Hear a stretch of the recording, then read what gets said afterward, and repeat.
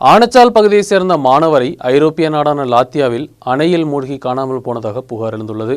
ஆனச்சால் பகுதியைச் சேர்ந்த ஷிண்டோ ரீனா தம்பதிகளின் மகன் ஆல்வின் தான் காணாமல் போனது.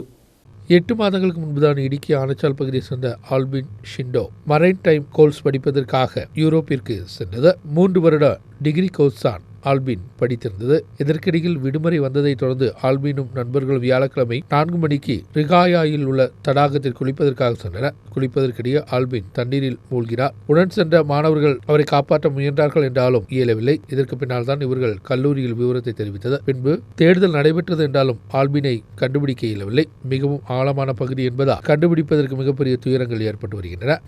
വളരെയേറെ ദുഃഖത്തിലാണ്ട് ആളിനെ എപ്പോഴെങ്കിലും കിട്ടുമോ എന്നുള്ള പ്രതീക്ഷയിൽ കാത്തിരിക്കുകയാണ്. ഈ കാര്യത്തിൽ നമ്മുടെ ഗവൺമെൻറ് അധികാരികൾ ഒന്ന് ശ്രദ്ധ ചെലുത്തി ഞങ്ങൾക്ക് വേണ്ട സങ്കട നിവൃത്തി വരുത്തി തരണമെന്ന് അപേക്ഷിക്കുന്നു. വിദേശകാര്യ മന്ത്രാലയവുമായിട്ട് ബന്ധപ്പെട്ട് ലാറ്റ്വിയൻ ഗവൺമെൻറ്റുമായി ബന്ധപ്പെട്ട് തെരച്ചിൽ ഊർജിതമാക്കുവാനും എങ്ങനെയെങ്കിലും ആളെ തിരിച്ചു കിട്ടുവാനുള്ള ഒരു കാര്യങ്ങൾ നടത്തി തരണമെന്ന് അപേക്ഷിക്കുന്നു.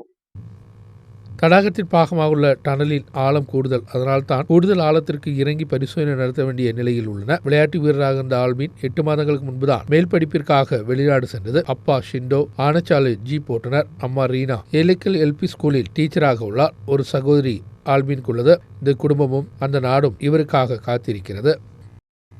நியூஸ் பீரோ அடிமாலி.